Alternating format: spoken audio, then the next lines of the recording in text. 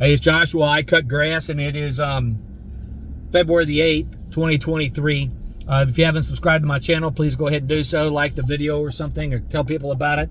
If you find any value in these videos that I'm sharing with you, I hope you would consider doing that. I'm going to talk today about bagging lawns. I'm already getting requests for jobs for the 2023 season. And when it comes to bagging lawns, you know, I use a traditional home-style lawnmower on my own yard.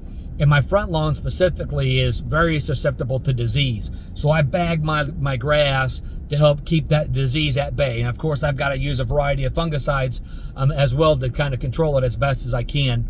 But I choose to bag for that reason. I don't advertise that I bag grass because it's not the type of work that I want to do, because it takes more time. And I don't like the exposure. I don't like touching grass. You know, inevitably, over the course of the day, when you're cutting grass, you're going to get grass on you. And whatever that lawn that you're mowing, or those lawns that you're servicing in any given day, whatever chemical fertilizers, herbicides, you know, any, you know, lawn products that are being put down on that lawn, you know, when you're exposed to that and it's coming onto you, you're breathing it in, you're exposed to those chemicals. So I like to try to minimize that as much as possible. So every once in a while I get a call, maybe from a realtor with a home that's been neglected, or someone looking for service because they waited to the last second, or who knows, maybe they got injured and they haven't had time to get to it, and it's the bottom of May, for example, and the grass is 3 feet tall. First of all, I don't like doing those lawns, but oftentimes I'll do them anyway because I have a little bit of compassion for people when they're up against the wall. That doesn't mean that I'm doing it cheap, because I'm not. The reality is, lawnmowers are designed to take off 1, maybe 2 inches of grass per the passing. Now, if you've cut grass for any good amount of time in the past, you know that that doesn't mean that it can only take off that much, but for it to do it cleanly, that's what it's designed for. I mean, many times you've seen videos of someone cutting grass 4 and 5 foot tall with a single pass. Obviously, it's not mulched up right. It's not good for the mower at all. It's not good for the grass. But it takes more time when you do this kind of stuff, and you can't see what's at the base of the grass. Is there a manhole in some cases, or a water return, or bottles, or rocks, or, you know, who knows, you know, ground wires, who knows what could be at the bottom. So when I do this kind of stuff, I charge more because it takes more time. And it's, you know, I've got a customer, for example, it takes me about 40 to 45 minutes to mow his lawn with a 34-inch riding mower that has a bagger attached to it. And he pays me $60 every time that I cut the grass. I get paid that day with a credit card. I've mowed his lawn for several years, so I know that, you know, he's going to pay me. He values the work that I do. I provide the bags for him, but I don't haul the grass off. A lot of guys that get involved in bagging grass haul the grass off, which is a whole nother nightmare, because now you got to figure out where you're going to put the grass. And if you're taking it to dump somewhere, oftentimes you got to pay a dump fee. Plus, you got your time to consider that you're going to do this. So, in the rare event that I do bag, I most often will not haul the grass away. Now, if I get one of these calls from a realtor that has a home that they're trying to get straightened up and they want it bagged away or hauled away, I'm going to bill them for it. If there's a $40 dump fee at the farm, it's going to go up $40. Then I got an hour of labor, so I'm going to add, you know, an hour of labor to it as well. I'm all about making profit. It's just that simple. I don't know why the grass is as tall as it is, but that's not my problem. I can help you, but, you know, I can't work for free. I'm not at that point in my life where I'm able to do that. So I'm going to charge appropriately for it. And I always tell people when they call me for an estimate, I tell them, you know, if you call around, it's possible you can find somebody cheaper. And one of the common responses I'll get from somebody is, oh, well, you know, the high school kid that mowed it last year mowed it for this. I'm like, well, number one, I'm not the high school kid, and I believe it, and I have nothing against the high school kid because I did that when I was in high school. But chances are he didn't have insurance. And what happened to him this year? Why is he not here? Did he decide he's not going to mow anymore?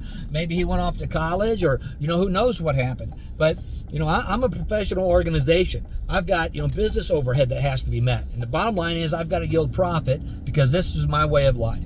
So bagging grass is something that I just don't like doing. I won't advertise that I do it. There are rare occasions where I will do it if someone really needs the help, or if perhaps someone's paying me really well and they have a lawn that's susceptible to disease, as is my own. I would encourage you in doing your mowing to not do bagging for free. I wouldn't do it for free. I would upcharge it, and the customers that matter are going to be the customers that are going to pay you for it. It's really that simple. And if they don't want to pay you for it, if they say you're too high, so what? You know, they'll find somebody else to do it, or chances are they'll call you back. And the other thing too on those estimates, grass is growing. Just because they called me today for an estimate and they turned down the estimate and they didn't get it cut doesn't mean that the grass hasn't grown. So that estimate, I always tell them, is good for 24 hours as long as the weather cooperates. I mean, if the weather isn't going to cooperate and the next chance I'd be able to get there is 3 days, I'm going to give them an estimate for, that date then, because there's more grass. And one of the problems that you run into when this grass is really tall is that it has a tendency to hold on to moisture. So even if you've had several days where it's dry, the base of that grass is really wet. There's going to be clumping. There's a good probability that anytime you drive over any concrete areas that you might do some grass, temporarily, some temporary green grass staining. And then you might have to contend with somebody on that, especially if it's a home that's on the market and they're going to have pictures that day. Who really knows? So bagging, again, you got to charge for it if you're going to do it. Justify it. Make sure you understand ahead of time when you talk with someone. And something that I got good at doing a long time ago is rehearsing on my own. If I noticed over time someone was, coming back with different types of objections or questions, to my billing ahead of time when we were negotiating a contract, then I started practicing my rebuttals, whatever they might be. Because number one, I didn't want to come off like I was arguing with them, because you're not going to win a customer that way. And I didn't want to come off and panic and end up giving into something that I didn't want to do. I remember when I first got started in lawn care, I was, I don't want to say desperate, but pretty much desperate to get clients because I had none. So I was a little more open to doing some of these things, that the older people would ask us to do. Also, hey, I need you to take out my trash. And, while you're here, I need you to pull some weeds out of this, garden or whatever, which obviously now, I could do that stuff, but you're going to have to pay me for it. It's all about making profit and providing a good service when it comes down to the end of the day for me. And doing so and, doing good work at that. There are going to be times where you're going to mess something up, but for the most part, the more experience you get, the better you're going to be, and getting the experience and then charging appropriately for bagging services, okay, is going to help you in the long run. So my ultimate message to you is don't advertise regular bagging. Comparatively speaking, the additional money you're going to make for bagging is not going to match the additional money you would have with other clients. But maybe initially you only have 10 or 20 customers, so you do it. But also consider and understand that as your client list builds, if you've got 10, 15, 20 customers that are wanting you to bag, in some way, that's going to hinder your growth. And you're going to be more tired because it takes more time. So that's my idea. That's my position on bagging. You can kind of take it, do what you want. Remember, your business is your business. You got to run your business the way you want to do it. Okay, no matter what anybody else says or does. And you might not like the way that I do things, and that's perfectly fine. That's what makes, the industry so unique. I guarantee you, you're not going to be shorthanded when it comes to opportunities for new customers over the course of time. If you just stay consistent, you're going to have customers. There's a lot of grass out there, and there's nowhere near enough contractors that are willing to do the work.